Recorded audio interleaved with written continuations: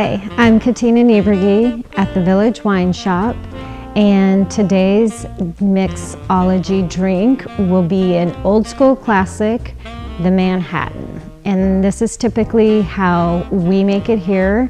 There's many variations, but this is the way that we do it here at the Village Wine. It was one of the most famous cocktails in the world shortly after it was invented in the 1880s. And of course, the name Manhattan pretty much tips you off to the birthplace. Just go ahead and start off with about 2 ounces of bourbon. Your bourbon and your vermouth are what are really going to define this drink for you. So choose something that you like to drink. You can use a rye as well. Rye is going to give it a bit more spice to it, whereas a bourbon will be more sweet or vanilla-y. So starting out, 2 ounces of bourbon.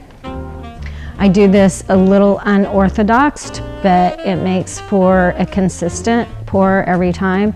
I use about half a capful of vermouth, sweet vermouth to be specific.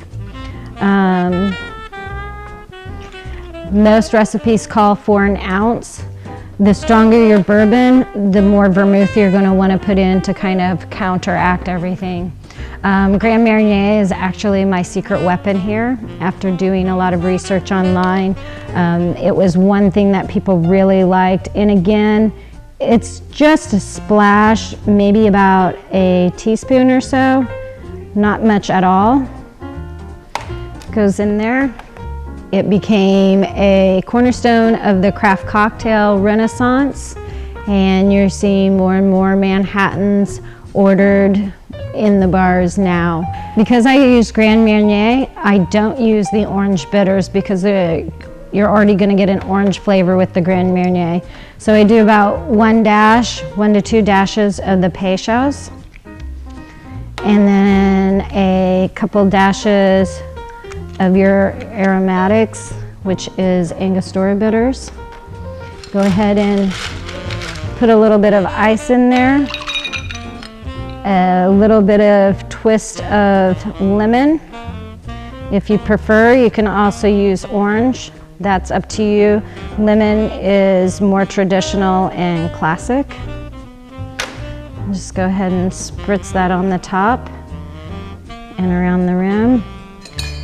And I top it with a Luxardo cherry. It's a deeper, richer cherry or a brandied cherry.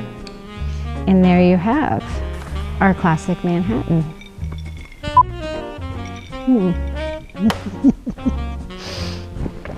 Did you like that twist on the end?